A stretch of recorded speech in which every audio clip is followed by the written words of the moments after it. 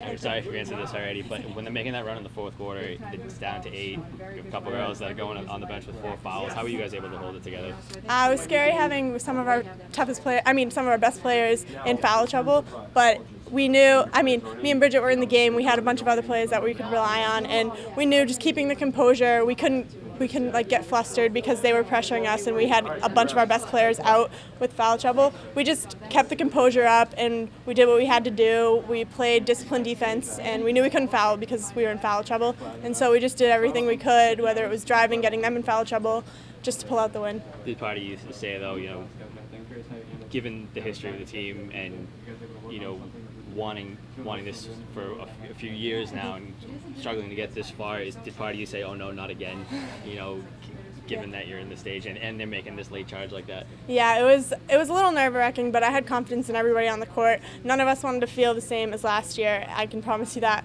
So we all just did what we could to pull out the win, and we try not to put the thought in our heads that we're going to lose. So we're just like, oh, okay, they're coming back. Now we just have to go right back at them just as hard. And we just threw another punch at them and did what we could, scoring and getting rebounds, and we just stayed composed the whole time. Speaking of rebounds, I think you were around 15 or 16.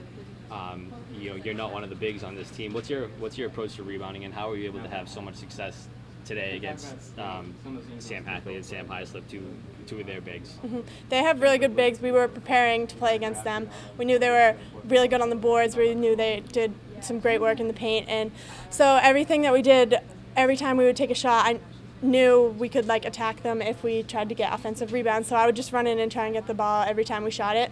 And then in practice, we prepared for that. We always have a bunch of rebounding drills, and whenever we're scrimmaging, we scrimmage against very athletic boys that they're like our scout team, and so playing against them helps a lot because they obviously they can jump really high, and then it's really good practicing against Bridget, Brianna, Molly, who are so tall, and so it really helps me when I practice against them. And then it's honestly just wanting to win gets me to get the ball because I want the ball, and then everything else just happens.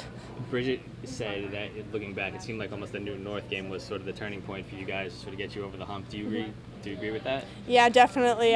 Coming back from a 20-point deficit isn't something you hear very often, and so coming back from that definitely brought our team together, and we were like, we don't want to come that close to a loss again, and so we just used that as motivation to get us through the past 2 games.